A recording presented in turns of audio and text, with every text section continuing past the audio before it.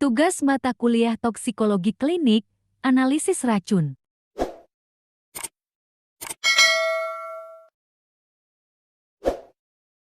Assalamualaikum warahmatullahi wabarakatuh. Perkenalkan, nama saya Lena Mardiana dari TLM 2A. Di sini saya akan menjelaskan tentang analisis racun. Apa sih analisis racun itu? Analisis racun adalah suatu proses untuk menganalisa zat kimia atau racun. Di mana zat kimia ini dikatakan beracun karena memberikan efek yang berbahaya terhadap mekanisme biologi tersebut pada suatu organisme.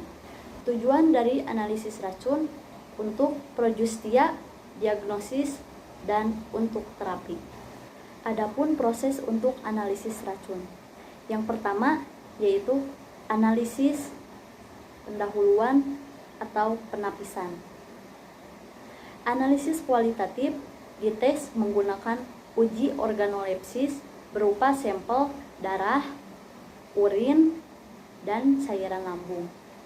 Pada proses ini menggunakan metode immunoassay.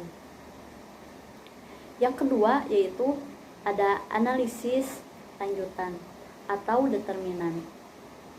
Pada analisis lanjutan ini untuk memastikan dugaan atau hasil dari analisis kualitatif seperti KLT atau kromatografi lapis tipis dan spektroskopi.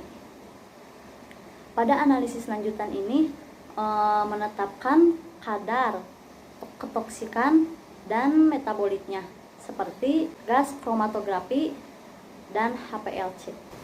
Proses laboratorium dalam analisis racun. Yang pertama yaitu ada preanalitik. Apa sih yang dimaksud preanalitik? Preanalitik adalah suatu proses yang dilakukan sebelum melakukan pemeriksaan suatu analisis racun. Pada preanalitik, di dalamnya terdapat ada jumlah sampel yang harus mencukupi. Sampel tersebut harus mencukupi, tidak boleh kurang. Selanjutnya yaitu ada wadah iner. Apa yang maksud iner? Iner adalah tidak bereaksi.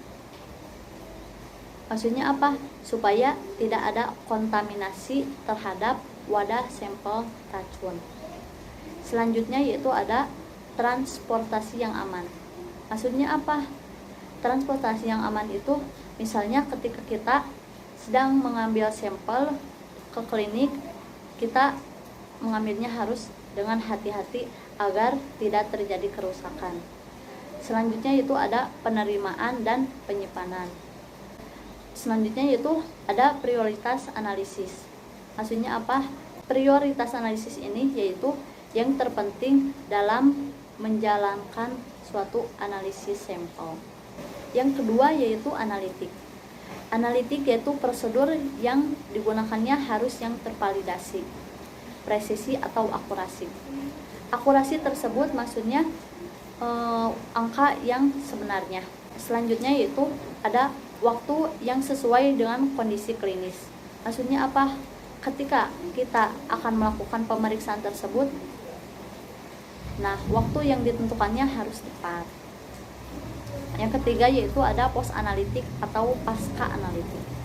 Pada post analitik ini terdapat mekanisme pelaporan. Terus ada interpretasi hasil. Nah, interpretasi hasil ini sangat penting dalam kesimpulan pemeriksaan tersebut. Selanjutnya ada rekam hasil. Selanjutnya ada penyimpanan residu atau sisa sampel. Maksudnya apa?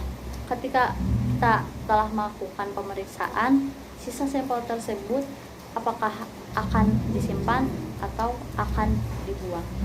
Sumber kesalahan yang dapat dilakukan dalam pemeriksaan.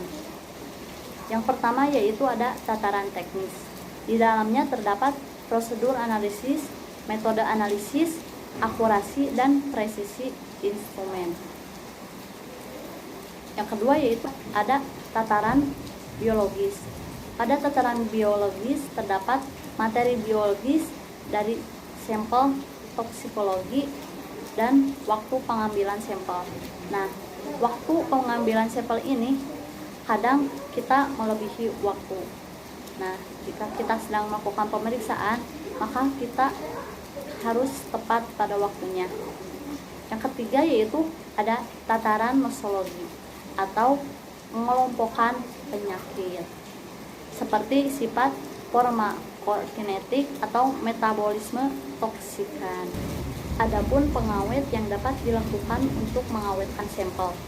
Yang pertama yaitu ada alkohol 96%, ada es batu, ada Na fluorida, dan merkuri nitrat. Nah, apa sih kegunaannya? Kegunaannya yaitu agar mencegah terjadinya kerusakan pada sampel. Demikian dari penjelasan saya. Terima kasih atas perhatiannya. Wassalamualaikum warahmatullahi wabarakatuh.